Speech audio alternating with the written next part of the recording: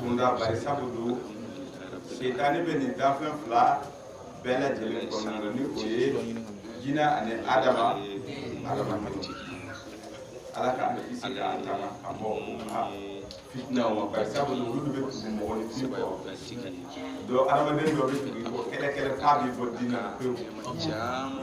masala da mo be abina temi fe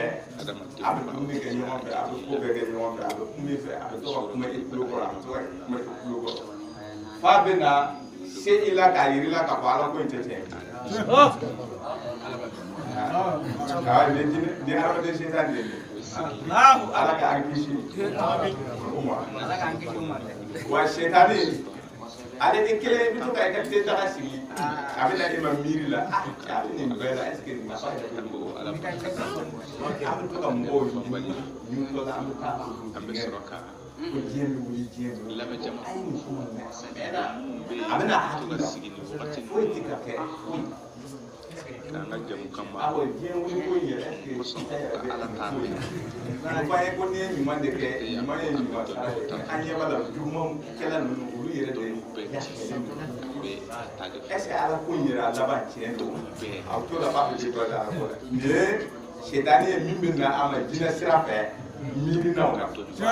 wasu yi su fisi na jinɛ ala ko bɛ dɛ ala an bɛ ala deli ala ka an sabati limaniya diinɛ kɔrɔ fɔ anw ma Qur'an surah 7 ayat 8 Rabbana la tuzigh qulubana ba'da idh hadaytana. Ala sabati dika ala ka sabati dika ne note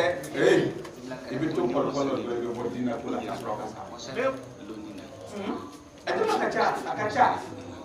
mo mun be limana soro ka sroka bo limana ko nana amogo do be fana ko lu limana ko no be ko limana nyama ni no ni fere ni o ya sa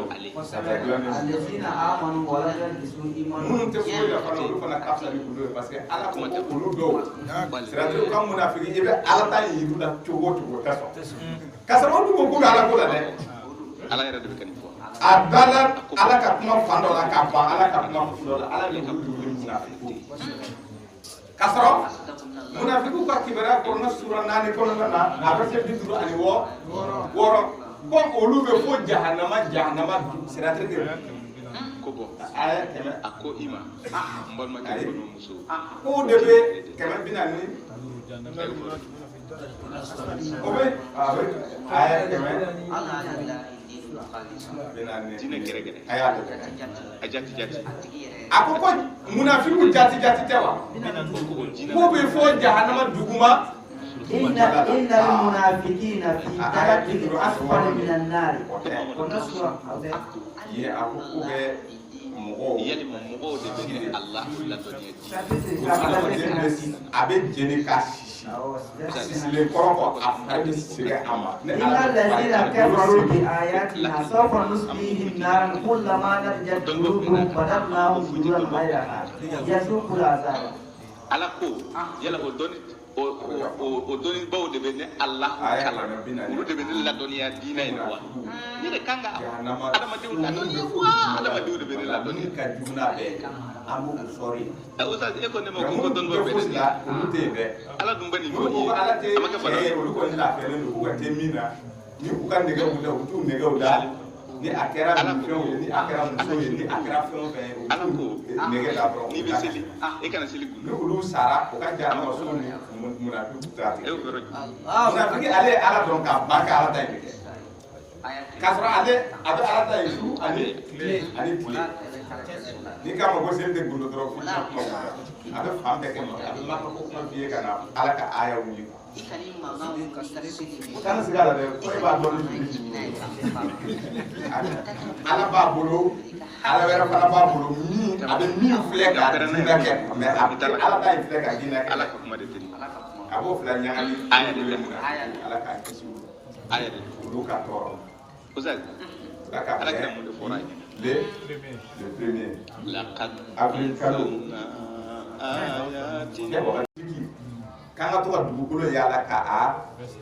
a nɔ minnu dugukolo bɛ kuma aw fɛ dugukolo bɛ na kuma o dugukolo bɛ ka kuma o les objets la i m'a ye objet minnu bɛ ka labɔ o bɛ taa don laboratoire la a bɛ fɔ ko dugu dɔ tun bɛ yan a san miliyɔn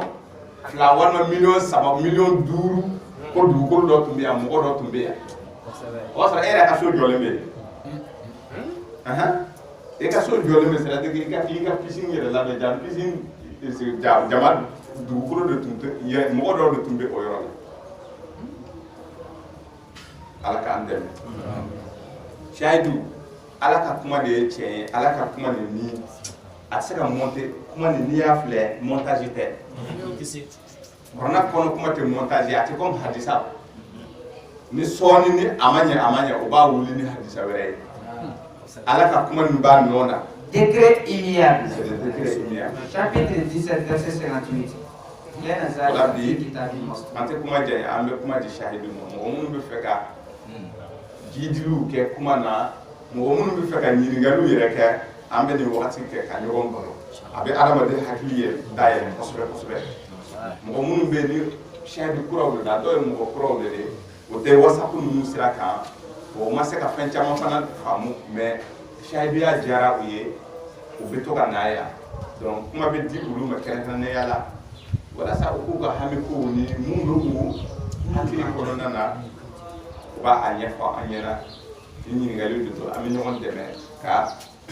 a tigilamɔgɔ latɛmɛ bari sabu kɔrɔna in bɛ ɲininkaliw bɛɛ lajɛlen jaabi ne mun jɔlen bɛ aw ɲɛkɔrɔ ne de bɛ se ka dɛsɛ ka yɔrɔ dɔ ɲɛfɔ a tigilamɔgɔ ka ɲininkali la mais a bɛ se ka kɛ shahidu dɔ sigilen filɛ nin ye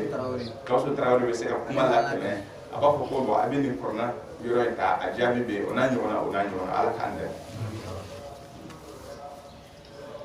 kuma bɛ aw bolo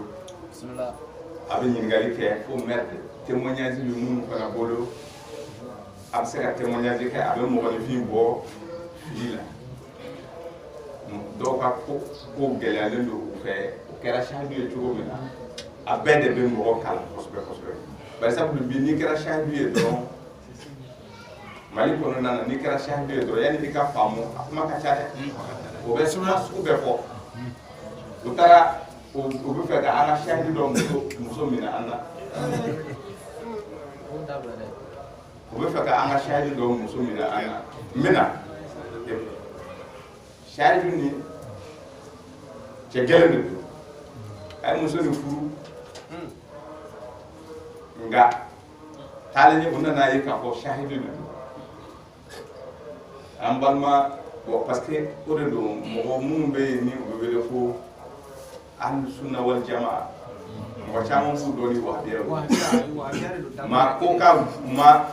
c'est-à-dire an ko man go maa ye k'o bɔ parce que olu tun hakili la diinɛ gɛrɛgɛrɛ bɛ olu de bolo an nana a fɔ ko u bɛ min kan ni o ye hadisa dilannen ninnu don k'a bɛɛ kari ka bɔ yen dayifu wa shahidu wa a y'a bɛɛ fosi k'a bɛɛ bila kɛrɛfɛ kɔnɔna ayaw ye donc u nana bɔ a kalama ko shahidu don ko a ko muso ni ko hali u tun k'a di chrétien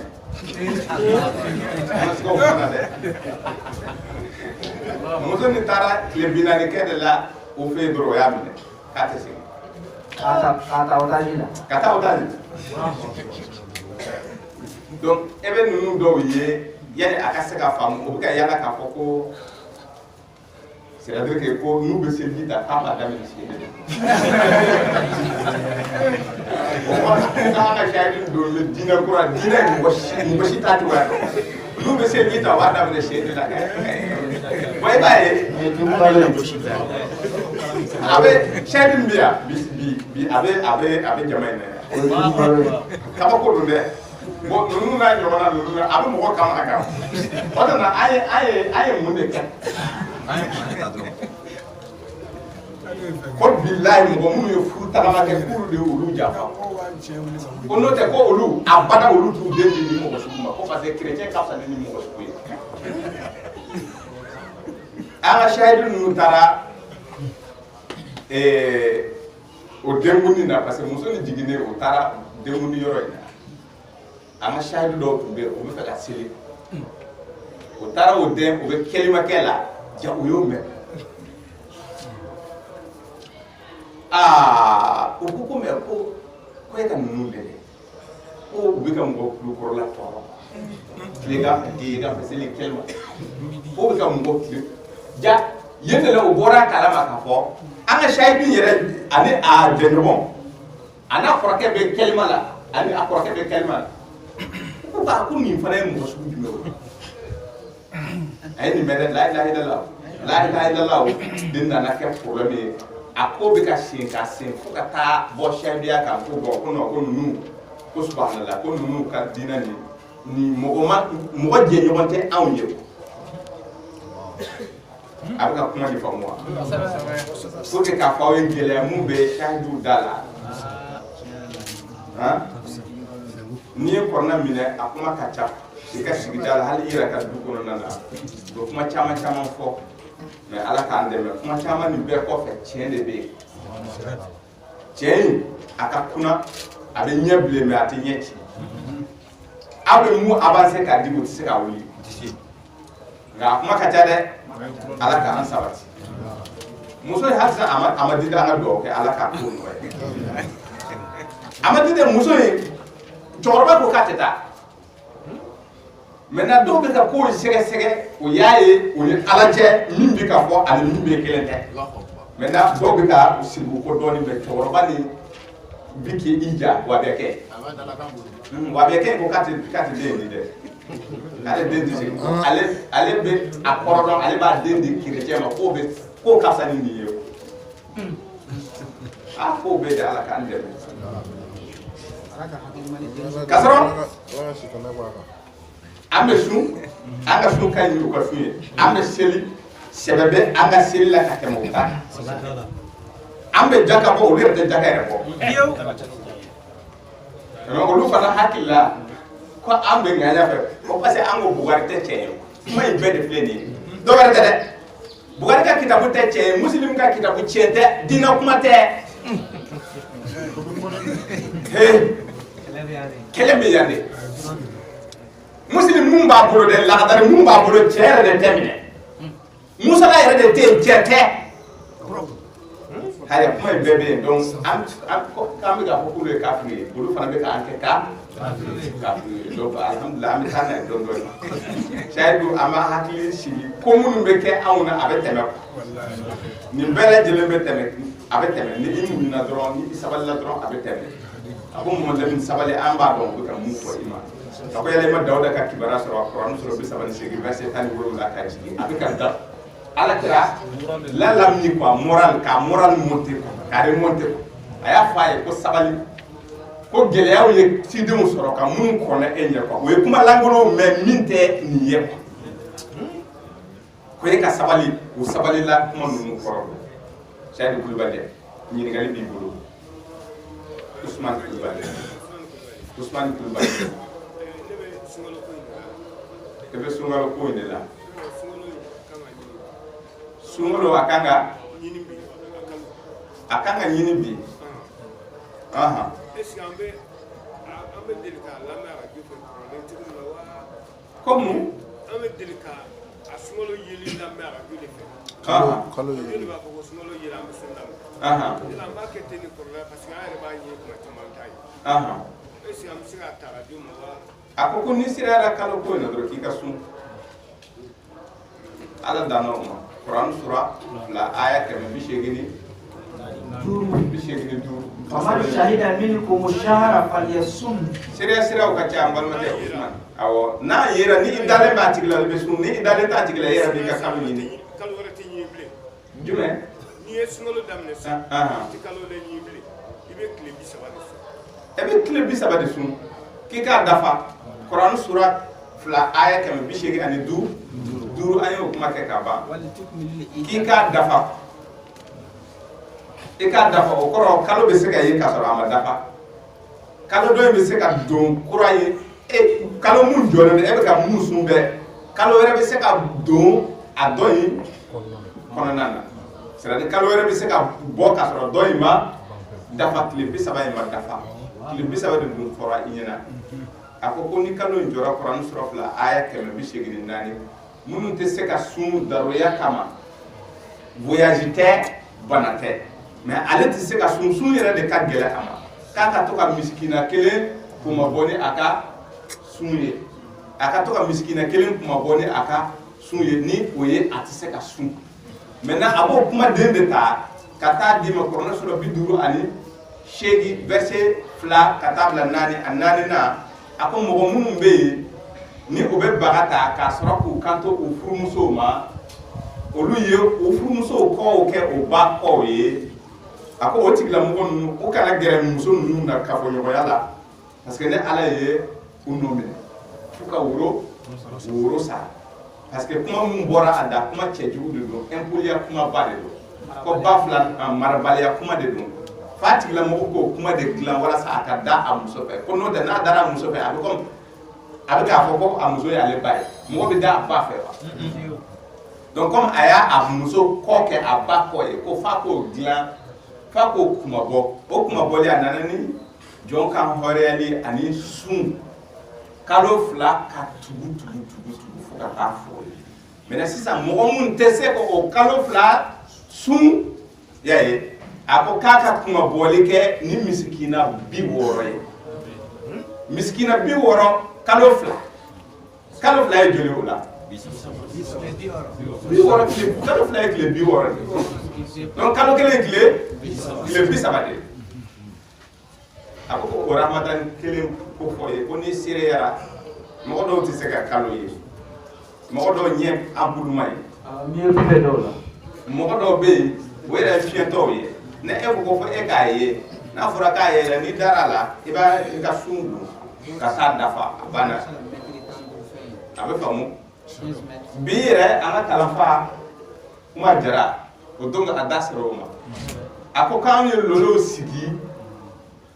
Quran sura 16 aya 15 16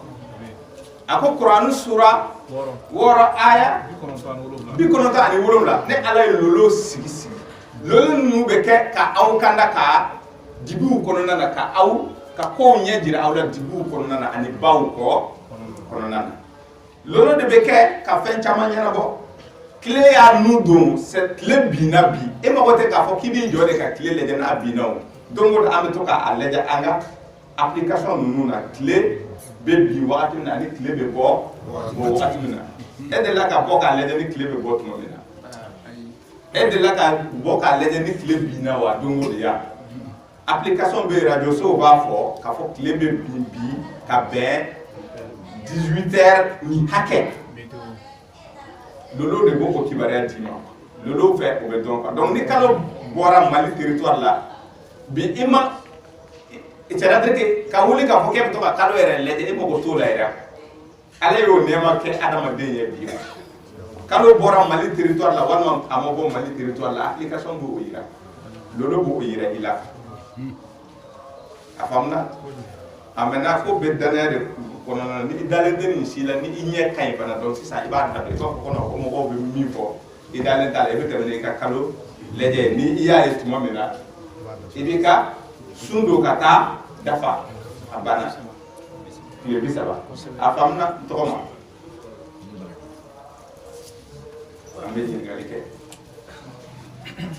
bisimila n balimakɛ i bɛ tɔgɔ ni jamu fɔ mɔgɔw b'i dɔn kosɛbɛ Ismaël Keita mande masa ko ne mɔgɔ bɛ suratul azabu suratul azabi a verset 59 a verset 50 ani wala ne mo wala la verset 50 ani kono ata ala mo ne ko ya ayuhan nabi akon ne nabi ma ede ko do ya ayuhan nabi qul li azwajika wa banatika wa nisa'i afo i furumuso ye e ka fo ide muso ye wa nisa'il mu'minin e ba fo mu'mini muso fana mu'mini cewo muso fana ye mu'mini cewo muso fana e ba fo olu ye ay mo gudu sabare fo ya ala kira era furumuso ko kira kwa message abina message do kira da ka ko message di ayera furumuso ma ani ayera de muso ani mu'mini muso mu'mini cewo muso kwa mu'mini cewo muso yudnina alayhinna min jalabibihinna uka hijabu nati uyaka zalika adna an yurafna fala yuzaina ko o cogoya la o bɛ dɔn ka bɔ tɔw ni ɲɔgɔn cɛ la cogo min na ani ɲɛ ka maloya u ma ɲɛ ka sanuya u ma e mago bɛ a jumɛn de la sisan voilà a b'an fɛ yan cogo min na o ye nin yɔrɔ de wa wali i n'a fɔ ka muso ka dabila kunkolo f'a sen k'a bɛɛ datugu a bɛ ɲɛ in dɔrɔn bɛ bɔ a bɛ lajɛli k'o fɛ kanw bɛɛ bɛ don ni mun fɔra nin ye a n'a bɛ an fɛ yan cogo min na mun fɔra o de bɛ ka kɛ an fɛ yan nɔ n bɛ fɛ k'o dɔn sɔrɔ a bɛ fɛ k'a dɔn c'est-à-dire que mɔgɔ minnu bɛ muso minnu bɛ o kunkolo ni u ɲɛw bɛɛ lajɛlen tugu fo peut-être a ɲɛkisɛ bɛ i b'a fɔ ko nijan ko yala ko aya in kan bɛ o fini don cogo de don wa ou bien fini don cogo jumɛn de don e ka ɲininkali t'o ye wa aya in bɛ hijabu mun ko fɔ i ɲɛna e bɛ to o ta Kuran sura 24 verset 31 e bɛ se ka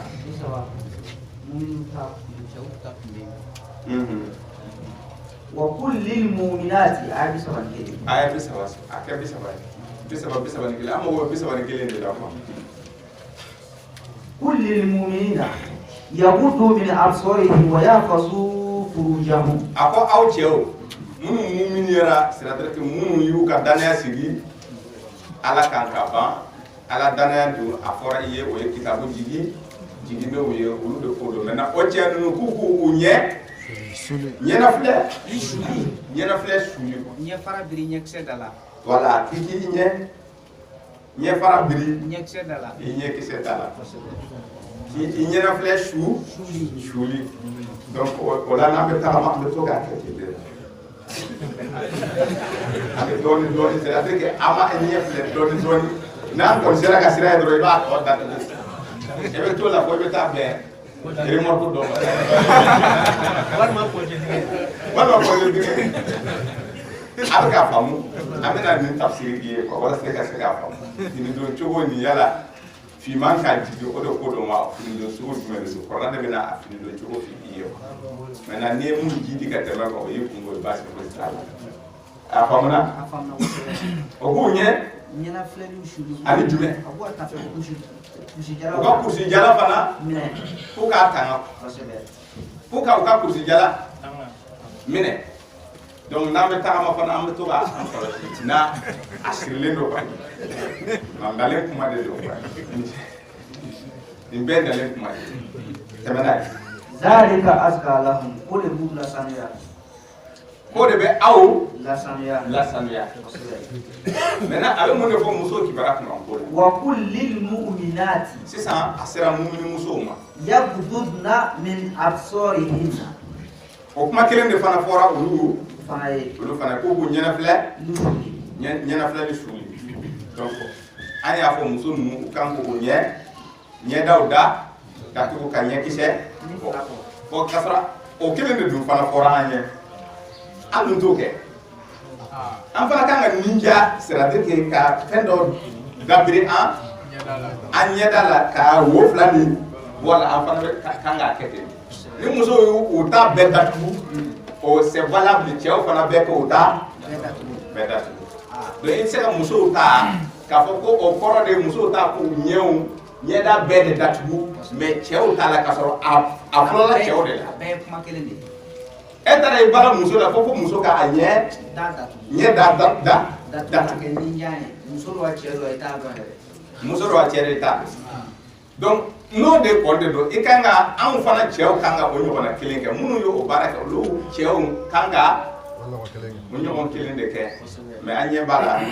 u bɛ fugulani dɔ de coro kunkolo la ka to ka tagama o bɛ filɛli kɛ a ka bɔ hakili a faamuna tɛmɛ n'a ye an mago bɛ fini don cogo de la wa yahfazna furujahunna u k'u ka kusi tafɛbolow tanga o kelen de fɔra ko k'u ka taa cɛw k'u kusi jalan tanga cogo min na muso fana k'u ka tafɛbolow tanga wala yubdina zinatahunna illa ma zahara minha y'a ye k'u ka masiriw dogo fo n'a kɛra mun bangena a la k'u ka masiriw dogo fo ni mun bange fo n'a kɛra mun bangera a la masiri ninnu bɛ daminɛ yɔrɔ jumɛn disi sinw ani cɛkisɛ a fɔ muso kana na tagama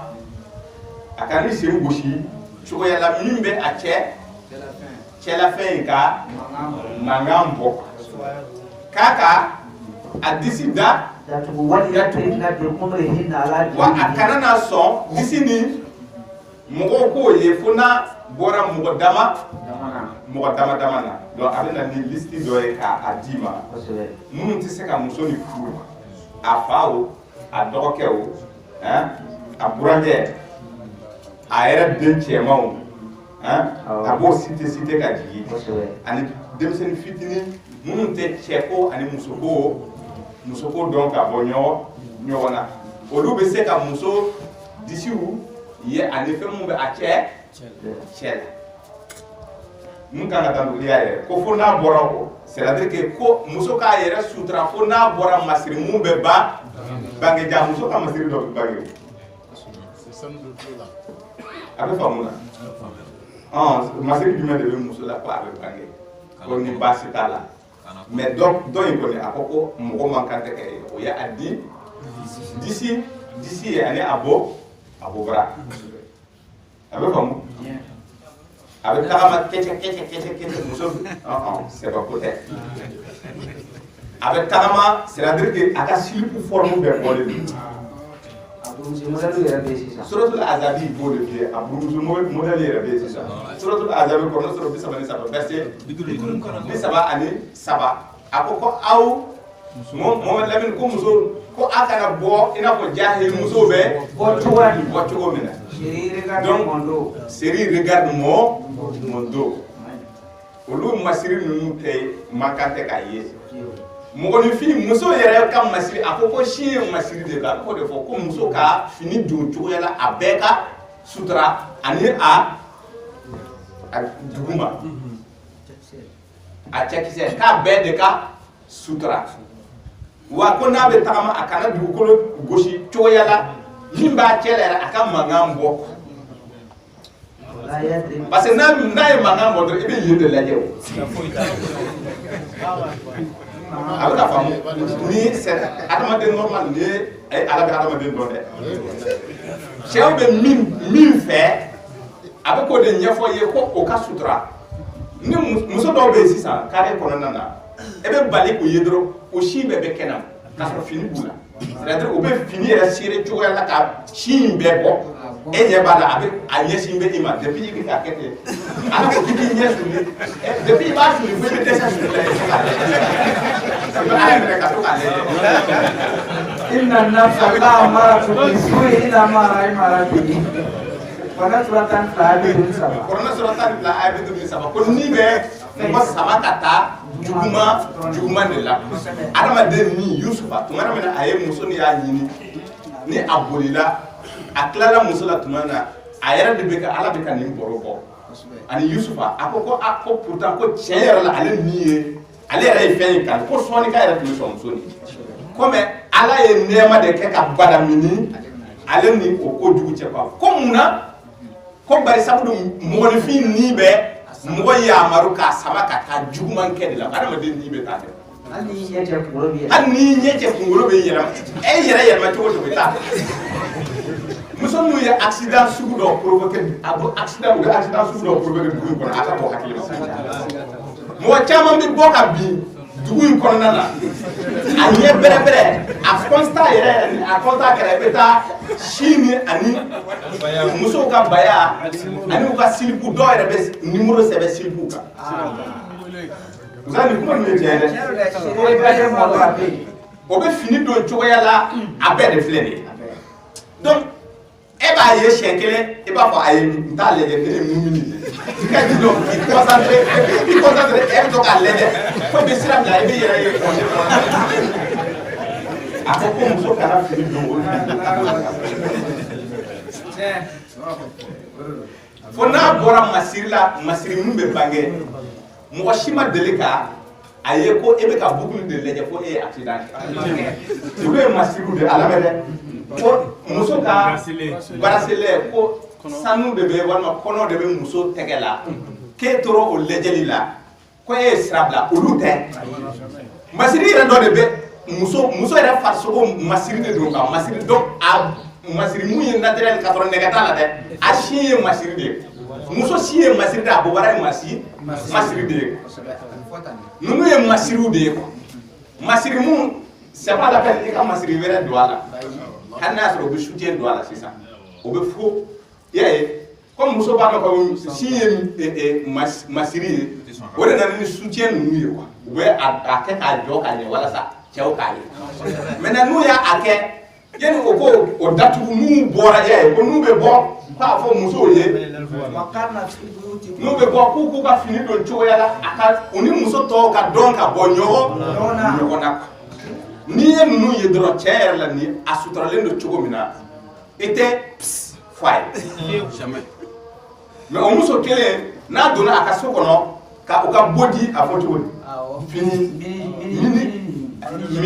miniw ka mini kɛ k'a sauter fo a woro bɛɛ bɛ bɔ kɛnɛma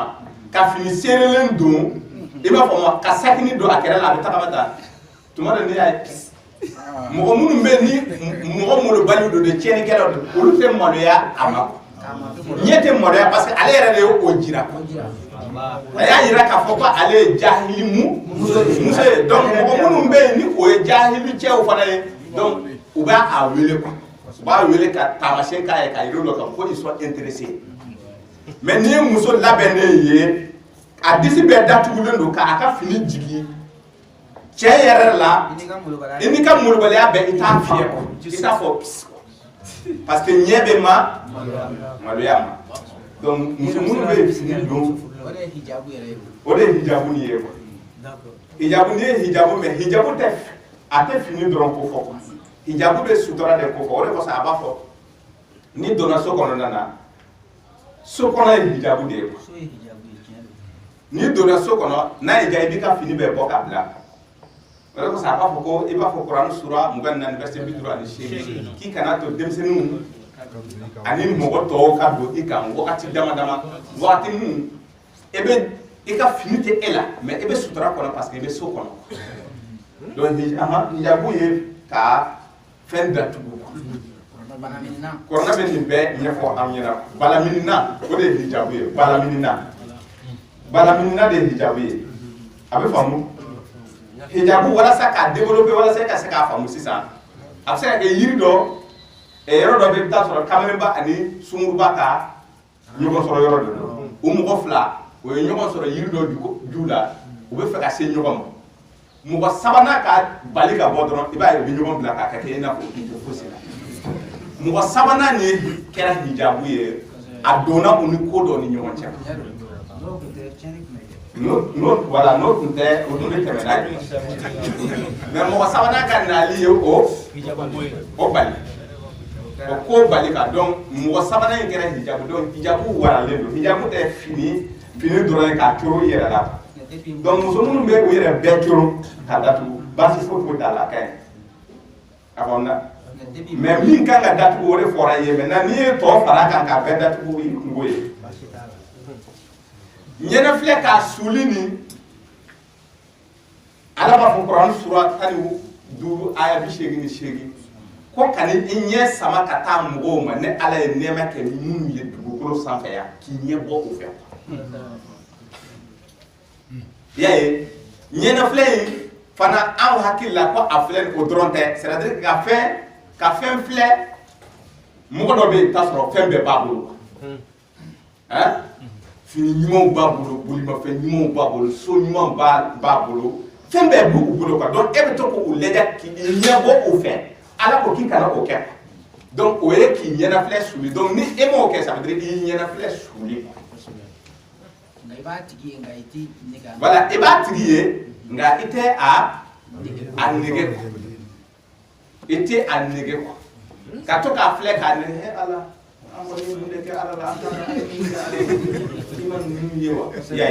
ɲɛ de y'a a ye ni k'a di dusukun ma k'a miiri wɛrɛ bila a la a faamuna fo a kana o filɛli sugu de kɛ ni ye muso ye a balila ka bɔ a sin bɛɛ bɛ kɛnɛma n'i y'a ye e man kan tɛ ka tagama i ɲɛ tugulen o mais sisan comme e y'a ye e mun limɛnɛlen don k'i k'i ɲɛ cɛ ka bɔ a la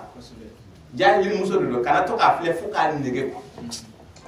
o filɛli de ko don donc sisan ka tugu a kɔ fo fa bɛ jɛngɛ yɔrɔ e bɛ ka yɔrɔ min fana tɛ sisan kɔni a bɔra m'a dabɔ a kama kɔni sisan nin ye dabɔ kama de ye fɔlɔ la e m'a dabɔ kama i y'a ye parce que jahili muso ala y'o de fɔ ko jahili muso bɛ bɔ mumini musow fana bɛ bɔ mais ni mumini muso ninnu bɛ bɔ k'u ka finiw natigiw yɛrɛ ka cogoya la u ni tɔw ka dɔn ka bɔ ɲɔgɔn na walasa ɲɛ ka maloya u ma i m'a ye dɔ ye ɲɛ ma maloya mɔgɔ minnu tɛ maloya ala ma olu ɲɛ tɛ maloya o tigila mɔgɔ ma bilen mais ni e ɲɛ bɛ maloya ala ma ni i ye o jahili musow ye déjà comme i y'a ye i b'i ɲɛ cɛ ka bɔ a o de kosɔn a ka ca ala fɛ sahibi yɛrɛ a ka accident kɛ o ko sugu ninnu nɔfɛ a ka dɔgɔn dɛ nka mɔgɔ mun bɛ yen ni a fana ye jahili cɛ ye comme o jahili muso a bɛ moto yɛrɛ de ralentir a tɛ taa dɛ a bɛ to denni nin kɔfɛ cogoya la hali ni a tun kan ka taa quartier mun na ni a sera fara yɔrɔ la a tɛ fara bilen a bɛ tugu denni kɔ a bɛ to k'a lajɛ lajɛli kama a bɛ faamu nin de ye filɛli yɛrɛ a ko e kana nin de kɛ k'i k'i ɲɛna filɛ suuli ka bɔ o de ma a bɛ k'o de baro bɔ jidilikɛla bɛ yan. Saya est-ce que an bɛ se ka kɛ an ka fili dɔ ninnu na bazɛn ninnu ni an ka parce que depuis burumusi in cayara dɔrɔn a ko yɛrɛ ɲagamina. A ko ɲagamina dɛ ala ko kuran sura 7 suratul arafi verset 26 a ko k'ale fini jigi ka fini kɛ suturala ye aw farikolo ma c'est à dire que fini bɛɛ de don fini qualité bɛɛ ni a bɛ adamaden fari sutura dɔrɔn o fini de ko dɔn a kɛra finman ye a kɛra jɛman ye a kɛra bilenman ye a kɛra a fɛn sugu o sugu mais finman mun bɛ an fɛ yan k'a kɛ i n'a fɔ o ye diinɛ ye o tɛ tiɲɛ ye dɛ laada de don laada de kɛra ka don diinɛ kɔnɔna na fini ninnu mɔgɔ minnu bɛ o fini sugu ninnu don o ye yɔrɔ ye jiko ka gɛlɛn yɔrɔ min na kosɛbɛ kosɛbɛ désert ni taramata fan jiko tɛ dɛ jiko tun ka gɛlɛn zamzam ko kuma yɛrɛ bɛ fɔ i ɲɛna o bɛ fɔ ko muso taara a n'a denkɛ o ma ji sɔrɔ jiko gɛlɛya bɛ yɔrɔ min na o yɔrɔ ninnu don donc fini dɔ bɛ yen fini jɛman tɛ mɔgɔ sutura n'i y'a dun dɔrɔn a bɛ nɔgɔ ta teliya la donc fini jumɛn de bɛ se ka nɔgɔ ta k'a sɔrɔ a dɔɔnin tɛ a bɛ se ka mɛn o ye finman de ye donc olu bɛ to ka fini finman de don k'a kɔn bi ko tɛ donc silamɛya nalen o y'o fini don cogo finman ye k'o kɛ i n'a fɔ diina k'a sɔrɔ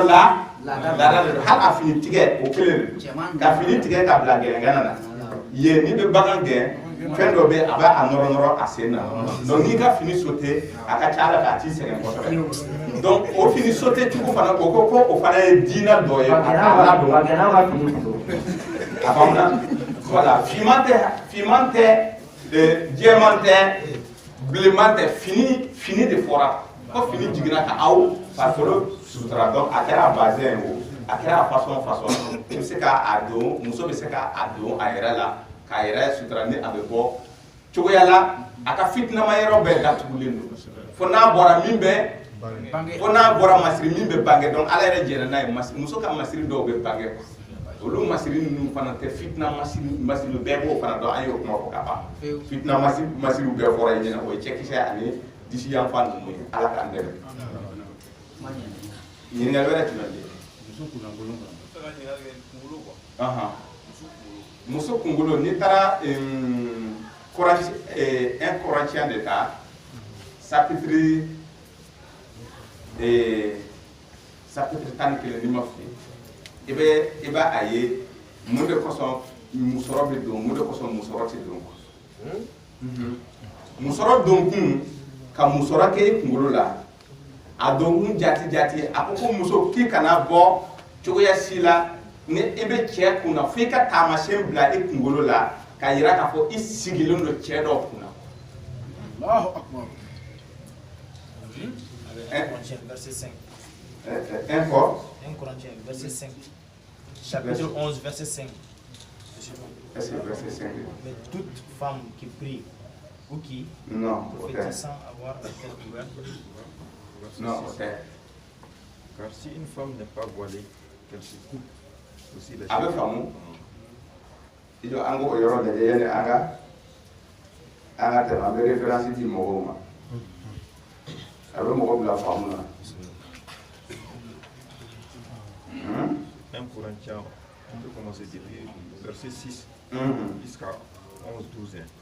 11-12.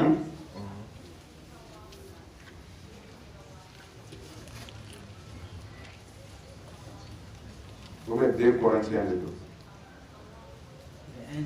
Avec un de là. Et verset 3.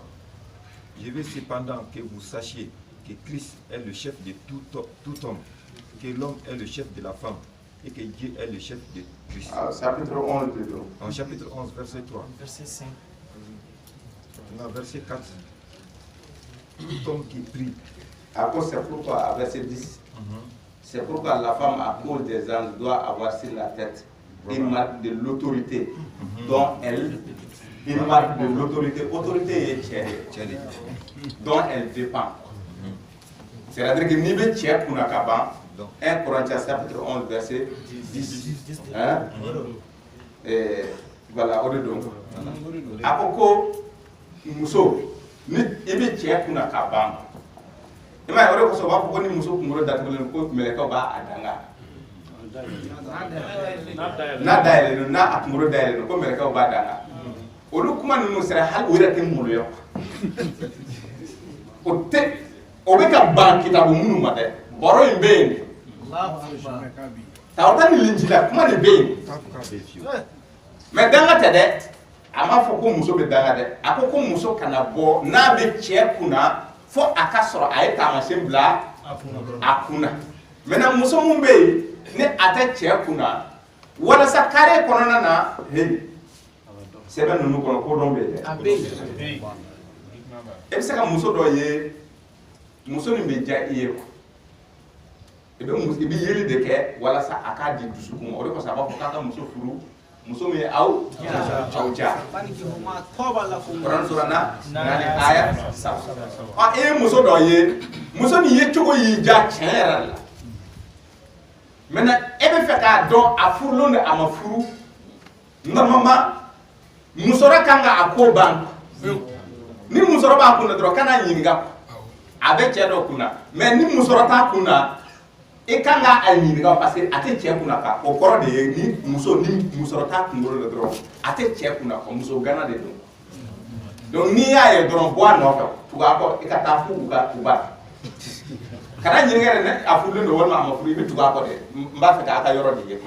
a yanni a ka yɔrɔ bɔn a ɲɛ ye min ye wa n tugura ko n b'i fɛ de ko n bɛ sin ka na i ɲini furu la yan ni ala jɛ i bɛ sɔn wa i b'a nɛgɛ dɔɔnin n'a sɔnna a fɔra a banna n'a ma sɔn a bɛ n'o ye ka hakili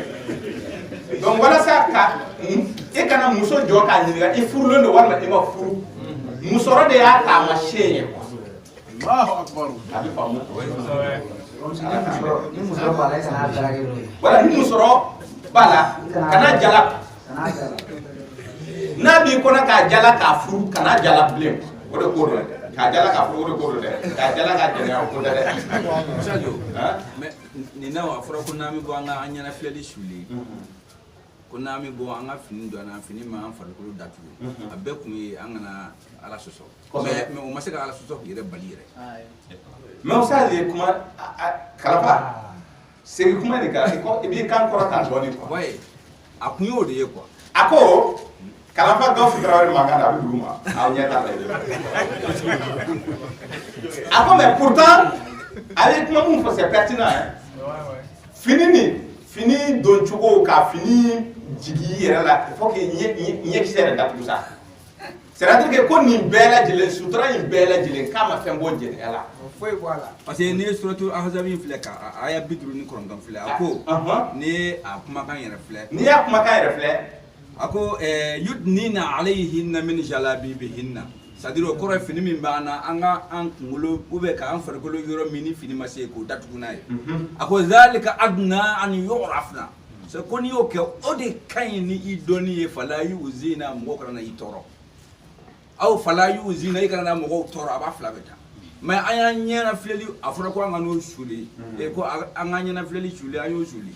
a fɔra ko an ka fini don min b'an farikolo datugu an y'o datugu mais a bɛɛ kun ye an kana ala sɔsɔ mais an ma se ka ala sɔsɔ in bali k'a ma se ka ala sɔsɔ in bali dɛ ala sɔsɔ in ka ca kosɛbɛ a bɛ k'o mun sɔrɔ tiɲɛ ala y'o de fɔ fana a ko ko adamadenw la fanba ye tiɲɛnikɛlaw de ye a bɛ kuran sura Suratul Maida aya 40 aya 40 aya 7 adamadenw la fanba ye tiɲɛnikɛlaw de donc tiɲɛni de ka bon adamaden ka tiɲɛni de ka bon a n'o tɛ ni nisɛniw bɛ i la hijabu fɔlɔ o ye ala ɲɛ siranɲɛ de ye a bɛ k'o de fɔ i ye quoi hijabu in fana hali sisan a ma faamu a lamɛn dɛ kuran sura 7 verset 26 n balimakɛ kuma nin lamɛn ka ɲɛ a ko fini ye qualité 2 kɛ fini mun jiginna ka aw julankolon sutura ani fini wɛrɛ min bɛ wele ala ɲɛ siranɲɛ fini o ala ɲɛ siranɲɛ fini o de bɛ mɔgɔw bali ka kojugu kɛ quoi n'o tɛ e bɛ don burumusi kɔnɔ ka i ɲɛkisɛ yɛrɛ datugu dɛ ka taa jɛnɛya kɛ hôtel kɔnɔ ka segin ka taa o yɛrɛ ka ca sisan donc depuis e b'a dɔn fini mun bɛ an bolo ni a bɛ an ka farisogo sutura o dɔrɔn ko tɛ quoi a kan tɛ o ma n'o tɛ n'o de don a y'o yɔrɔ fɔ i ye a ko ko ka da disi yanfan na ka jigin a k'o sutura mais ko fini yɛrɛ min ye sutura fini ye min ɲɔgɔn tɛ yen dɛ k'o ye ala ɲɛ siranɲɛ fini ye o de ye misini ye o de ye nin ye ni o donna i dusukun na o ko ninnu tɛ na i dusukun kɔnɔ ni kɔrɔna sigira i dusukun na kɔrɔna b'i yamari ɲuman kɛ de la quoi k'i bali k'i fata ka bɔ juguman kɛli la a bɛ faamu kɔrɔna sura 47 aya 17 kɔrɔna sura 47 aya 17 a b'o cogoya de la jɔn de tun ye ɲininkali farankan dɔ bɛ yen ko arabu jamana ka ye komi ne yɛrɛ ye Maroc kɛ k'ale yɛrɛ ye Maroc kɛ u ka sunguruba ninnu bɛ burumusi de don ka taa jɛnɛya yɛrɛ kɛ tiɲɛ don an yɛrɛ ne yɛrɛ y'a ye Cheikh Oumar Diané tiɲɛ don dɔ fana ye nin seereya kuma kelen fɔ an ye Tunisie a fana ye Tunisie de kɛ kalan na ko ye u ka sungurubaw yɛrɛ pour que i ka sungurubaya yɛrɛ kɛ ka ɲɛ i bɛ o fini suturalen de don walasa k'a se k'a kɛ ka ɲɛ Ibrahim Traoré bɛ fɛ ka kuma ta an fitinin to k'an to Ivoire ka olu fitinin to Ivoire a mɛnna dɔn dɛ a k'a lajɛ Musa de y'o wuli k'i jɔ a ye 78 waati la 78 wagati la donc maintenant wagati dɔ tun bɛ yen ale muso burumuso de b'a kana su ni tile muso ni terimuso min bɛ na o fana bɛ burumuso de dɔ kana n'a nana cɛ b'o mɔgɔ fila to ɲɔgɔn kan k'a bɔ kisi maintenant cɛ denkɛ de ko a fa ma don dɔ ko ba ko muso min bɛ da ma fɛ yan ko bɔnbɔsi b'a la ko n den ko ye tiɲɛ ye ko bɔnbɔsi b'a la donc maintenant cɛ y'i sigi ka muso ni kɔnɔ maintenant muso nana cɛw to ɲɔgɔn fɛ cɛw bɔra cɛ donna ka taa sɔrɔ a warakalen fɛ a b'a muso depuis o don fo ka taa ne bɔ ye a muso ma don a muso si ma bon a yɛrɛ burusi donna a b'a bɛɛ contrôle la i b'a ye fini don tɛ kojugu ba c'est-à-dire que ala ɲɛ siranya de don comme commandement dɔ la a ko k'i k'i yɛrɛ sutura kɛra wajibi ye ni i bɔra k'a sɔrɔ i suturalen tɛ haramu de don mais o sutura in dɛ o tɛ o ma wasa kɛ f'i ka fini dɔ in coro i yɛrɛ la ni o bɛ wele ko ala ɲɛ siranya fini n'o tɛ fini don tɛ kojugu bali o de kosɔn kalafa bɔra ka o kuma de fɔ a ko ko mɔgɔw suturala mɛ a ma foyi bɔ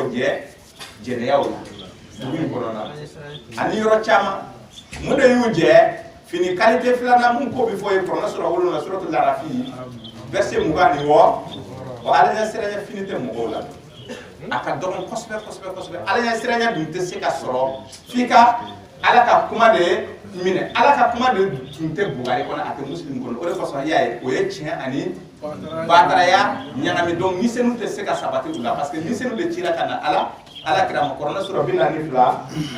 sɔrɔ verset 52 k'a bɛ nin cogoya la awhayna ilayka ruhan min amrina ruhan min amrina an ye ruhu ci ma ni anw yɛrɛ ka yamaruya ni nana a ma ma kunta tadri mal kitab wala iman ka kɔn ni nali a ma a tun tɛ kitabu dɔn wa limaniya fana tun tɛ ala kira la kana se o kuma na o ni de nin ye ka kɔn nin ka na a ma parce que nin de kitabu de k'a tun tɛ kitabu kalan ni nana a ma ni ala ka yamaru ye ka kɔn ni nali ye a ma a ko ko ala kira tun tɛ kitabu ko kalama a tɛ foyi dɔn kitabu kalanna tun tɛ wa ka kɔn o ni nali ye a ma limaniya tun tɛ ala kira la mais ni nana a ma sisan a kɛra kitabu kalanna ye a kɛra limaniya jɔn ye quoi mais ka kɔn limaniya jɔn tun tɛ ka kɔn a tun tɛ kitabu kalan ala sɔrɔla k'a fɔ ko tiɲɛ o kelen de don ka kɔn a tun tɛ kitabu kalan ka kɔn a tun t'a sɛbɛn ni a kini bolo ye ka kɔn kɔrɔna sɔrɔ 29 verset 48 a bɛ faamu la ni qualité fini filanan in de ye nin ye ala ka kumakan ni o sɔrɔla a b'i kanda a b'i bɔ jɛnɛya la a b'i bɔ maafa la a b'i bɔ suɲɛni na ani kolankolon kɛw n'o tɛ fini mun bɛ kɔrɔna sɔrɔ 47 aya 17 a bɛ adamaden gɛn ka bɔ o la an ka tɛmɛ ni ɲininkali ye fo kɔfɛla la an ka kɔfɛla wa alaikum salam wa rahmatullahi kosɛbɛ i bɛ tɔgɔ fɔ mɔgɔw ye fɔlɔ Mohamed Lamine nana ka se an ka sari gɛlɛ nin ye mɔgɔ caman nin kɛra sababu ye ka mɔgɔ caman tuubi dɛ a bɛ mɔgɔw labɛn kunkolo labɛn a bɛ mɔgɔw kunkolo gana k'a labɛn a bɛ a ka sɔnw jouer n'i nana kunkolo kɔfɛ la i bɛ sigi i b'a labɛn fɛn caman caman Mohamed bisimila e tun voiselen tun don kosɛbɛ a ye mɔgɔ dɔ de ye a ka voisin kɔnɔna na n bɛ segin a kan walasa a ka enregistrer yan a fana ko k'a siralen don ni Kur'anu ye min ye kabako ye a ka ko la kosɛbɛ seli wagati 3 de b'a bolo n'o ye fajiri ye fitiri ani safo o 3 de kan ka seli a tɛ seli fana seli a tɛ lansara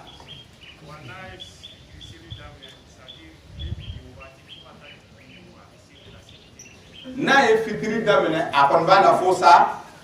safo o yɔrɔ nin i kumana fɛ mɛ i ma se k'a la convaincre cogoya si la suratul Baqara bisabani shegi tani shegi iya essayer ka emase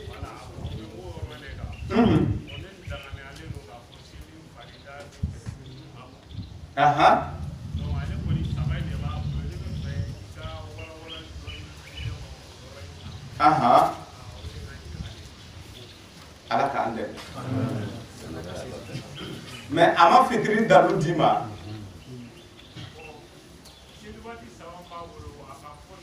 awo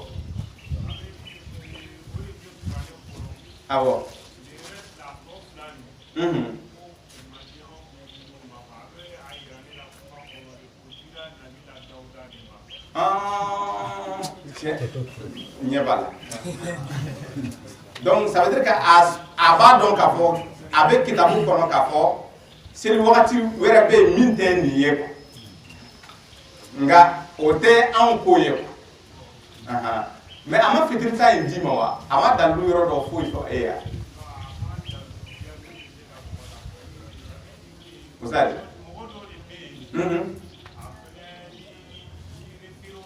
kosobe ay ni mede shay chendo do ni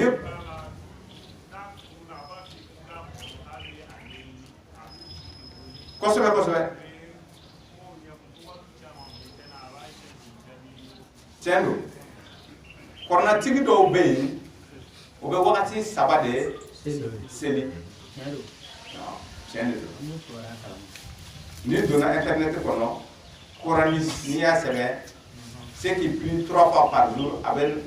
au café on dit non voilà a donné le poste maintenant il peut faire engagement de fond sinon elle est dans l'outil qu'avant alors que Coran corona ni Coran sura biora ani fla suratul Jumaa Juma sura hein aba fie odo ina fo bidon ni aye wele kame kana selima ni aye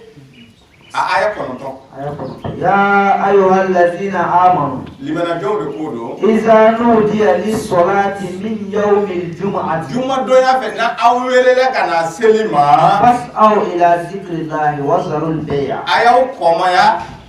kabuli kata alako sumana abe sanife ye ka toy abe sanifere ye ka atoy de fajiri ko nente fajiri nte fitri nte safo ninte fitrier hein absent que fitrier d'accord tiens ayo mu fo ordo mu de ba yire anga ka fo fajiri te mu de ba yira anga ka fo fitri te mu de ba yira anga ka fo ko safo te nim poto wali selimu bi ka foya abena wakati do de fo corona na alenye ibena aye ko donc si ça akima kiki boro boba barala a verset temps kauka muge seli kauka seli faida kudiyati salat ne awe seli ni kedu fantashiru fil ard ay yereke kata duguma kodo wa min fadlillahi akata aka fisama ciani ni allakum tuflihuna voilà akata fisama ciani akata asegi aka barawla ni ala ko suma ke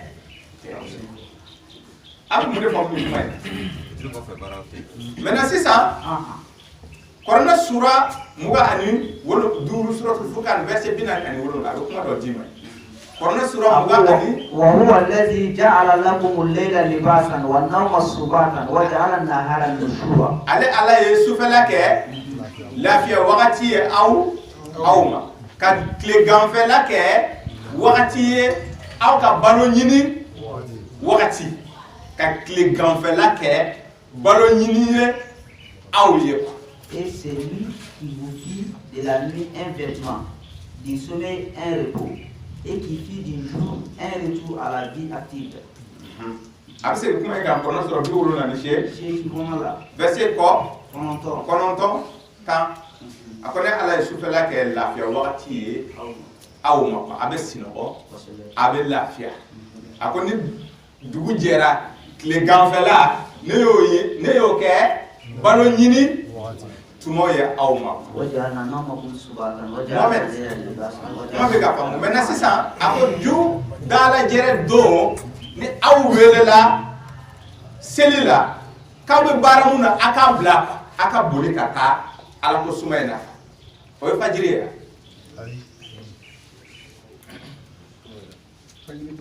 fajiri to ye an ma baara daminɛ fajiri tile ganfɛ de mɔgɔw a bɛ sɔrɔ mɔgɔw bɛ baara o ka butigiw la i b'a ye fajiri selilen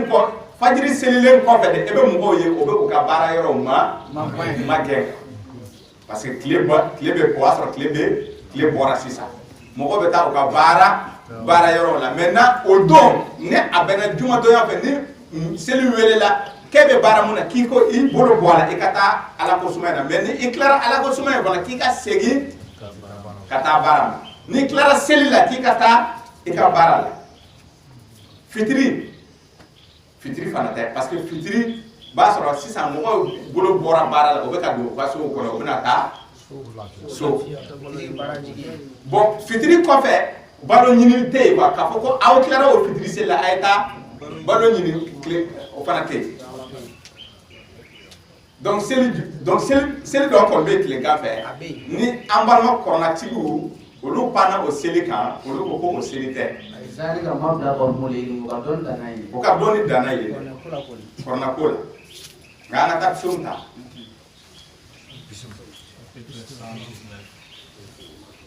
Psaume chapitre 55 verset 17. Chapitre 55 verset 17 verset 18. Comment l'on dit? Le soir. Et le matin. Ani sɔgɔmada. Et à midi. Ani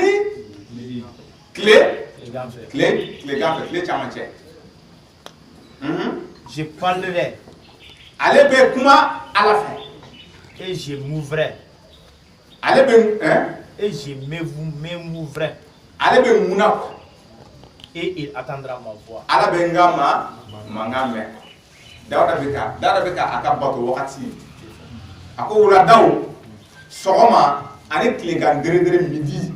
ka ale bɛ a ka kɔɲɔw fɔ Ala ye wa Ala bɛ a ka kuma mɛn. Ta Quran sura 30 ayat 17 ayat 18 fana. Chapitre 30. Wannan sura ke sura Rum ayat 17. Fasubhanallahi hina tumsuna wa hina tusbihuna. Ala ko suma bɛ kɛ subhanallahi Ala ko suma bɛ kɛ Ala ye wulaw fɛ ani sɔgɔma. Glorifie Allah donc soir et matin. Wa lahul hamdu fis samawati wal ardh. Sangolo kono fana tanu bɛ kɛ Ala ye quoi. Ani dugumakolo sanfɛ Ala bɛ bato. Kosɛbɛ. Tanu bɛ kɛ Ala ye dugumakolo sanfɛ fana ya. Wa ashiyan wa hina tuzhirun. Ni tile jɛngɛna ka bɔ camancɛ la ani ni tile bɛ camancɛ la.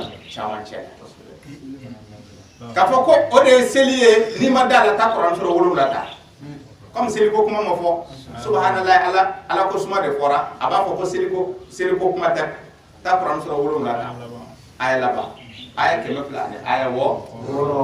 Innal ladzina inda rabbika la yastakbiruna an ibadati. A ma fɔ yen fɛ ko sangolo kɔnɔ Ala bɛ bato dugumakolo sanfɛ Ala bɛ bato a ko mais sisan danfɛn mun bɛ Ala yɔrɔ sangolo kɔnɔ. Nala. O t'u yɛrɛ bonya ale Ala batoli ma. O tɛ u bonya u yɛrɛ bonya ale Ala batoli ma. Wa yusabbihunahu. Ya u bɛ subhanallahi kɛ. Wala hu yasjuduna. O kɔfɛ k'u bɛ taa sujudu bin Ala ye. An bɛ bismillahir rahmanir rahim alhamdulillahi rabbil alamin subhana rabbika rabbil izzati amma yasifuna mun fɔ Ala ko suma de mais a laban ye jumɛn ye sujudu o de bɛ wele seli wa a ye o wagati di a ko ni tile jɛngɛna ka bɔ kuncɛ ma o tɛ lansara ye a ko ni tile bɛ kuncɛ la ani wulada fɛ ani sɔgɔmada fɛ Korona sura mugan a bɛ se 130 fana b'o fɔ i ye a ye mun de fɔ ye Korona sura mugan a bɛna seli wagati d'i ma ye fasbir ala ma yaquluna sabali Muhammad Lamine e ka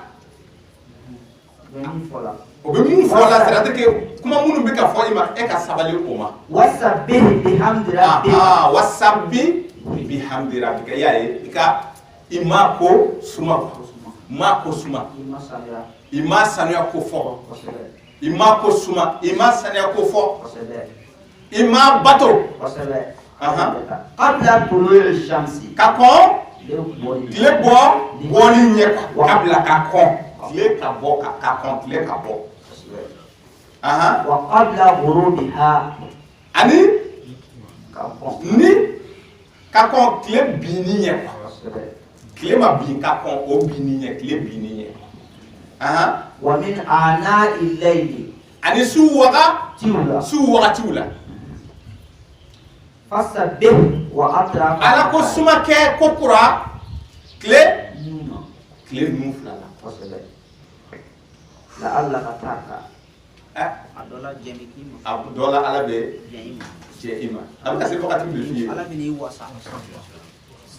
ala bɛ i wasa ala bɛ wasa d'i ma quoi ala bɛ jɛn d'i ma seli bɛ na ni wasa sɔrɔli seli bɛ na ni wasa sɔrɔli ye mais k'i k'o kɛ ka kɔn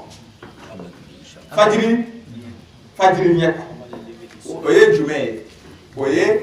nafila ye maintenant a ko k'i k'o kɛ ka kɔn tile binni ɲɛ o ye lansara ye ani su wagati dɔ o ye safo ye ani tile ninnu fila fajiri ani fitiri ka sɔrɔ ka a ma camancɛ seli fɔ yan a sɔrɔla ka camancɛ seli fɔsi midi ta ye k'o fɔsi k'a fɔ ko camancɛ ta ye k'a b'a d'a ma a ye seli wagatiw bɛɛ mata mais kɛrɛnkɛrɛnnenya la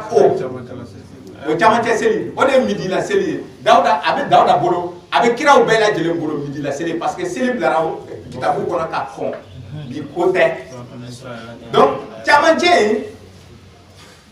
in juma mun bɛ ka ko fɔ i ye a y'aw bolo bɔ baara la ka na seli ma a ko hafizu ala salawat wa salatul wusta kɛrɛnkɛrɛnnen a ye seli wagatiw bɛɛ kɔlɔsi a ka a matarafa mais kɛrɛnkɛrɛnnenya la camancɛ seli o camancɛ seli suratul rum y'o de fɔ i ye tile camancɛ maintenant milieu de la journée ni e welela bi donya fɛ o y'a sɔrɔ i bɛ baara la yanni midi cɛ o y'a sɔrɔ bɛɛ bɛ baara la donc ni e y'o mɛn k'i ka i bolo bɔ baara la i ka na seli ma maintenant ni o seli tilara yafa kɛmɛ i ka segin ka taa i ka baara kɛ donc ça veut dire que hali tile ma bi donc yafa kɛmɛ o lasara fana ko tɛ donc taa i ka bato kɛ donc lasara fana ko tɛ midi de ko don midi seli min sinsinli kɛra min kan ni kɔrɔnatigi dɔw ye o bin ko o t'a la donc faamuyali de don. Maître Djidi dɔ bɛ yen. Djidi dɔ bɛ yen. Surat 24 verset 58 nin fɛnɛ la a bɛ midi seli fɔ yen fɛnɛ. Kɔrɔna sura Nur aya 58 wagati a ye wagati saba mun ko fɔ walasa mɔgɔw kana don ɲɔgɔn ka so kɔnɔ f'i ka da de gosi diɲɛ ka d'i ma i ka don n'o tɛ mɔgɔ kana don i kan kana sɔn mɔgɔ si ka don i kan a bɛ seli wagati dɔ fɔ i ye a ko ko ka kɔn fajiri seli ɲɛ ani midi tumana min na a b'aw ka finiw bɔ ani safo seli kɔfɛ a faamuna donc olu fana bɛ o mɔgɔw bɛ dugukolo sanfɛ o ka ca bon o man ca kosɛbɛ parce que hali kɔrɔnatigiw yɛrɛ man ca kuma tɛ olu fana ma c'est à dire anw minnu ye kɔrɔnatigiw diɲɛ kɔnɔ an man ca kosɛbɛ an bɛ yen dɛ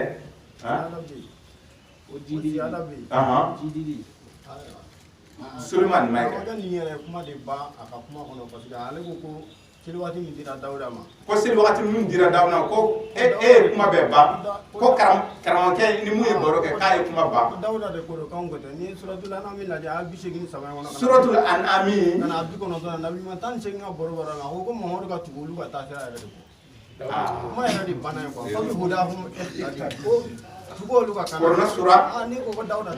chapitre 6 verset 90 a ko ko k'i k'a fɔ i ka cɛ ni a ka contact bɛ ɲɔgɔn bolo ko cɛ do k'a ye mun fɔ a ye cɛ fɔ mais ko Kuranɛ sura 6 aya 83 ka taa bila 90 ciden 18 tɔgɔ minnu fɔra ko Dawuda tɔgɔ fɔra ye wa a fɔra ko kira ka donc n'a kɔni jɛnna n'a ye k'a fɔ ko Selifana ni Lasara ninnu o ye Dawuda ta ye a man kan tɛ ka ban o ma dɛ nka Ala k'an dɛmɛ u ka baara fana ka ɲi Kuranɛ sura aya 170 maa dama u sɔgɔlen don Kuranɛ na e fana ka faamuyali ye Kuranɛ ye i b'a kan k'ale tɛ ka baara tiɲɛ sayidu a kabako ye min ye an delila ka sayidu dɔ bisimila o fana sayidu de ni Kuranɛ tɛ a tɛ kuma ni fɛn wɛrɛ ye ale n'a bɛ seli a bɛ seli ka ɲɛsin fan bɛɛ fɛ ale n'a bɛ seli a bɛnna fan o fan a bɛ seli a nana seliji ta an ka dɛbɛw tun placelen don ka ɲɛsin Baitul Haram position ma a nana a ye ɲɛsin bayan fan fɛ a ye signalement k'a ye an ko mɔgɔ kura de don a y'a ye parce que position dɛbɛ position a bɛ fɛ k'an kalan quoi a fana nana a bɛ k'an de kalan a y'a ka seli bɛɛ kɛ k'a ban k'a sɔrɔ k'i sigi o b'a sɔrɔ te sigilen bɛ an ye dɔ sama a la an y'a bisimila an ye ɲɔgɔn deli an b'o bisimila a y'an ka kibaruya sɔrɔ ka an ka yɔrɔ ɲini fo ka na hippodrome a y'an fo k'an barikada a ko k'an bɛ yɔrɔ min na k'an ka banba ko an ye cidenw nɔnabilaw de ye quoi a ko k'ale fana ye ciden de ye quoi mais ko ale banbalen don a ka fanfɛla la an ko alhamdulilayi rabbil alamin bɛɛ b'i jija i ta fan na a y'a fɔ tan dɛ a ko mais ko an tun bɛ k'ale signalé ko ale y'a faamu k'a fɔ ko kɔrɔ bɛ yafa k'o tɛ wa o tuma na ko an m'a kalan Kuranɛ kɔnɔna na k'a fɔ ko faamu ka di Alakira ye ko Ala ko k'a b'a ɲɛsin yen de wa Alakira dun kɛra ladege la sɔn hɛrɛ ma ye c'est-à-dire que ale n'a bɛ fɛ ka Alakira ladege ale fana ko faamu ka di ale ye ale bɛ ɲɛsin ye o de ye Alakira ladegelen faamu ka di Alakira ye a b'a ɲɛsin ye mais faamu ka di i b'a ɲɛsin ye ko barisa dun mun na a ko k'a sɛbɛnnen bɛ Kuranɛ kɔnɔna na aya suratul Baqara aya 115 Ala ko ale ko kɔrɔ ani tile bin bɛɛ ye ale de ta ye i ɲɛda ɲɛsin fan o fan ko i bɛ taa ale Ala ɲɛda sɔrɔ ba m'o kalan an ko hakaya a ko wala donc k'ale bɛ seli ka ɲɛsin fan kelen t'ale fɛ a ko cogo di nin na e ko cogo di nin na Kuranɛ sura 2 suratul Baqara aya 100 aya 15 n'i y'a dayɛlɛ a sɛbɛnnen bɛ yen k'a fɔ ko ale Ala ɲɛda bɛ kɔrɔ ani tile bin bɛɛ min ɲɛsin kɔrɔ min ɲɛsin tile bin walillahi al-mashriq wal maghrib i y'a ye kɔrɔ ni tile bin bɛɛ ye ale Ala de ta ye fa aynama tuwallu fa thamma wajhullahi i ɲɛda ɲɛsin fan o fan ale Ala ɲɛda bɛ maintenant an sɔrɔla ka a ye kumana nin baro la tuma min na a tilalen an fana y'a sama an ko bɔ sisan i bɛ jigin a aya 100 ani aya 49 a ko depuis a aya 143 a ko k'a ɲɛ b'a la e bɛ k'i ɲɛ kala fan bɛɛ fɛ Alakira tuma dɔ la hali sanfɛ a b'a kɛ ten sanfɛla a bɛ seli fan kelen t'a fɛ seli la ko nka Muhamadu Lamini mina i ɲɛsin sisan yɔrɔ ma yɔrɔ mun ka di e ye a ko mun de kosɔn ne y'o kɛ ni ne y'a fɔ n k'i ɲɛsin mɔgɔ minnu kɔnna e ɲɛ o tun bɛ seli ka ɲɛsin fan mun fɛ ni ne ko e ka seli ka ɲɛsin o fan na ko i tɛ sɔn wa hali n'i ye dalu sugu bɛɛ di olu fana ma e be seli ka ɲɛsi faamu k'u ka seli ka ɲɛsi ye u fana tɛ sɔn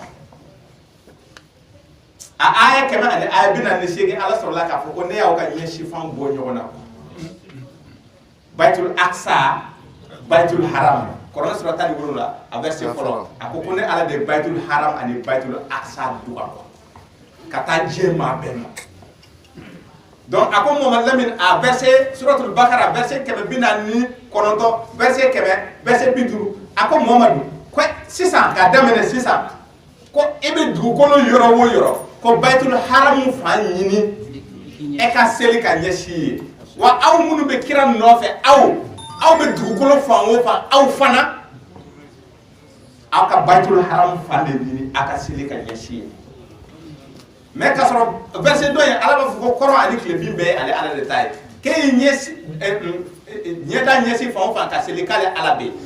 mais a kan bɛ fɛn jumɛn na o la e bɛ taa suratul Baqara de ta a verset 239 a ko Mamadu i bɛ seli wagati bɛɛ lajɛlen matarafa kɛrɛnkɛrɛnnenya la caman cɛ ta ko nka n'i bɛ balawu la ni i bɛ balawu kɔnɔna na a ko Mamadu Lamine seli k'i to i ka yɛlɛ k'a fɛ kan walima boli kɔrɔnko bɛ yen i bɛ boli la kɔrɔnko bɛ yen a ko n'i bɛ tagama la kɔrɔnɛ sɔrɔ n'a ni musow ka sura aya 101 a ko n'i bɛ dugukolo tagama la ani n'aw bɛ balawu la ko Mamadu Lamine a ka seli mais aw ka seli surunya a ka dɔ bɔ seli la ko maintenant balawu nin ko i bɛ se ka seli k'i to boli la yɛlɛkan fɛnw kan voyage la yɛlɛkan fɛnw kan kɔrɔnko t'a la bilen tilebinko t'a la e bɛ se ka k'i to e bɛ ka taa Sénégal yan fan e bɛ se ka bɔ k'a fɔ ko e bɛ jɔ ka ɲɛsin ye e bɛ bin dɛ ko i sigilen i jɔlen bɛ seli i sigilen bɛ seli i dalen i kɛrɛ kan k'i bɛ seli Kuranɛ sura 4 verset 103 donc e bɛ fan o fan e bɛ seli ka ɲɛsin ye a kan bɛ o de ma mais ni aw sabatira Kuranɛ sura Bakara 1 kɔnɔ a verset 239 n'aw sabatira kɛlɛ tɛ yen foyi foyi tɛ yen ko aw ladɔnniyara cogo min na k'aw ka seli o cogoya la i bɛ kɔrɔn ɲini i bɛ dugukolo yɔrɔ yɔrɔ mais shahidun est ce que i bɛ se k'a jalaki a fana bɛ a ka aya a libéralen don ala ka kuma de a ka faamu ma se dɔ ninnu ale ka faamu danna yɔrɔ min na a bɛ ka baara kɛ n'a ye donc a bɛ seli n'a wulila dɔrɔn ale kɔni wagati fan kelen t'a la ɲininkali jidi b'a ka kuma fana na jidi b'a ka kuma a bɛ se ka kɛ fana n'i tunnen don fana voilà n'i tunnen don fana kɔrɔnko tɛ yen bilen o t'i bɔ seli la dɛ c'est à dire i tɛ kɔrɔn fan dɔn i tɛ tilebin fan dɔn o tɛ seli bin ka bɔ i kan dɛ i bɛ seli dɔn o la ko kɔrɔnko t'a la tilebinko t'a la naam kɔrɔnko in ye fili ye dɔɔnin quoi parce que anw de fɛ kɔrɔn don voilà anw de fɛ kɔrɔn don donc i bɛ alikaba de ɲini dɔrɔn voilà i bɛ alikaba de ɲini quoi o de kosɔn a ko kɔrɔnko t'a la tilebinko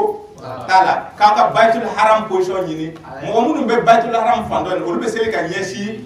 tilebin ma o de kosɔn a b'a fɔ suratul Baqara kɔnɔ verset 177 a ko limaniya dɔrɔn ala ɲɛsiranya dɔrɔn tɛ k'i bɛ seli ka ɲɛsin kɔrɔn ma walima i bɛ seli ka ɲɛsin tilebin ma ja y'a ye mɔgɔ dɔw bɛ seli ka ɲɛsin tilebin de ma parce que Baitul Haram bɛ u ni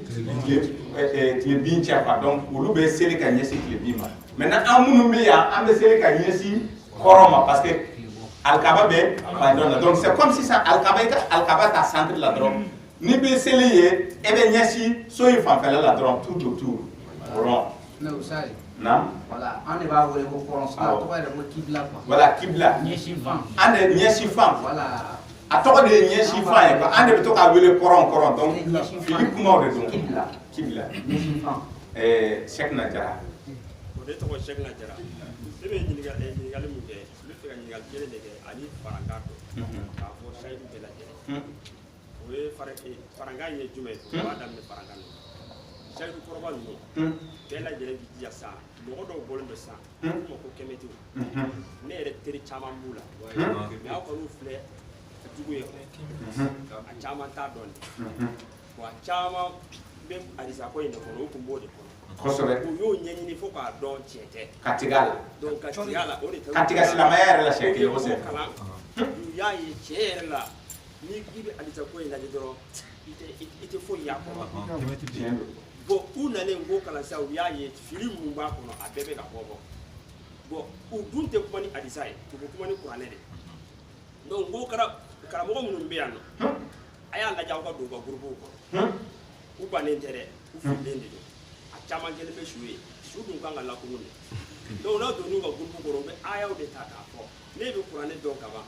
e b'a ta k'u ci n'a ye n'i y'u ci n'a ye dɔrɔn i b'a ye u bɛ sɔn mais mɔgɔ o mɔgɔ kɔni arizatigi tɛ se k'u ci kɔ fiyewu kan na n'i nana cogo o cogo wala u b'i bɔ i t'a la e yɛrɛ bɛ kɛ mais kuranɛtigiw fana ser'u ɲɛ mais mun t'a dɔn kosɛbɛ o ko tɛ dɛ ne kan bɛ karamɔgɔ nin yɛrɛ a lajɛ aw ka don u ka gurupu kɔnɔ a k'u sama ka na u ka kan dɔ ye quoi a ka labɔ de ne yɛrɛ kun b'a kɔnɔ ne kun ma a ye joona dɔrɔn ne yɛrɛ kun bɛ k'u dɔ de non i y'a fɔ non a y'a fɔ ko ale y'a ɲɛ ko sɔɔni a yɛrɛ tun bɔtɔ ka taa ala y'i kunna diya a kana k'i ɲɛna ko tɔw fana ye fugari de ye o y'o yɔrɔ de ye kosɛbɛ sun yɔrɔ la o kalo ye 30 ye bon n'an sunna sisan a fɔra ko kalo yɛrɛ sini i ka danamɔgɔw dun y'a fɔ ko kalo yɛrɛ kosɛbɛ 30 dun ma dafa a fɔra k'i k'a sara donc olu bɛ dumuni kɛ don kɔnɔ e bɛ sun de wa ou bien a bɛ tɛmɛ n'a ye ni dumuni tɛ ɲɔgɔn sira la e bɛ tɛmɛ n'i ka sun ye awɔ e bɛ tɛmɛ n'i ka sun ye voilà olu bɛ ji min don min na voilà i bɛ tɛmɛ n'a ye ne ka 30 dafa awɔ i bɛ 30 dafa awɔ kɔrɔna sura la aya 180 ani 5 wala wagati sera 14h sera n'a ye ala jaya a tɛmɛna awɔ wala an ka foli b'aw ye kosɛbɛ kosɛbɛ an bɛna an ka sari dɔ bamuso banna k'a bɛ dɔw ɲini an bɛɛ lajɛlen fɛ a tɔgɔ ye jɛnɛba jara sari umar tarawele a janaja in bɛ kɛ kati kɔfɛ jini na wala an ka dɔw bɛ an ba bamuso ye jɛnɛba jara ala an b'a ɲini fɛ i ka hinɛ anw na i ka yafa anw ma i ka hinɛ an bamuso jɛnɛba jara la i ka hinɛ mumini cɛman ani mumini musomanw bɛɛ lajɛlen don min na ala bɛna jate fɛsɛfɛsɛ kɔrɔna sura 14 naani aya 40 ani aya 1 rabbana wa taqabbal du'a aya 40 ala i k'o dugawu minɛ aya Fatumata Kulubali ani Musa Kulubali an ka kalanfa Ibrahim Traore wala o a somɔgɔw de don an b'a ɲini ala fɛ ala mun ye Ayuba kɛnɛ a ko masaya bange Fatumata ani Musa ka o bɔ ba bana in na a k'u seko i yɛrɛ ma u ka fanga ani u ka sɔrɔ Rabbana wa taqabbal du'a Umar Daw k'ale ka mobili a bɛ fɛ ka mobili boli ala ka mobili nɔgɔya Umar Daw ani Kalifa inshallah Kalifa Berté ala ka hinɛ Kalifa Berté la ka a ka nɛɛma ɲɛ jɔ a kan i n'a fɔ a y'a ka nɛɛma ɲɛ jɔ Ayuba kan cogo min na a ka wuli ka bɔ bana in sini laseli bɛ Korofina Banjo dugutigi ka so kɛrɛfɛ Korofina Nord dugutigi ka so kɛrɛfɛ kɛnɛbani min bɛ yen wajibi bɛ yen wahayu lase bɛ yen a bɛna boli Ramadan kibaruya kan n'a ye ala diya naam radio oxygène ka kibaruya 93.2 radio oxygène midi 13h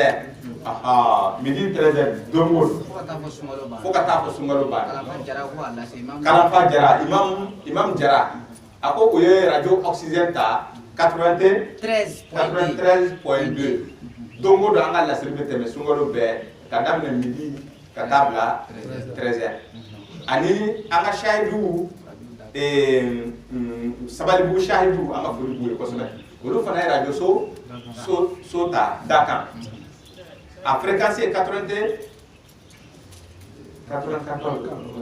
Dakan voilà donc radio Dakan awɔ radio Dakan 15h 16h dongo 15h 16h bon radio Kairata a ma ɲɛ sɔrɔ fɔlɔ parce que u ko ko o ye heure mun di an ma o heure a ma taa an jimi sira fɛ voilà o ye heure mun di an ma heure ni a ma an kun minɛ kosɛbɛ ko mɔgɔ dɔw ka heure de don donc mais a ma ban parce que dɔw taara ni wari ye dɔw ma taa ni wari ye donc nous matani wale ko be RD am nga warsa note am be kaira kan jeudi mais entre nous feka ke dongodo mais o yambla minuit kata o wati minute on arranger ko voilà donc ni aye duma nous so ani wal makile ga fa nous voilà o mo arranger voilà ma ko be aw be daga bale mina ya rabbi la ilaha illallah arabal du'a ya rabbi la ilaha illallah la ilaha illallah la ilaha illallah la ilaha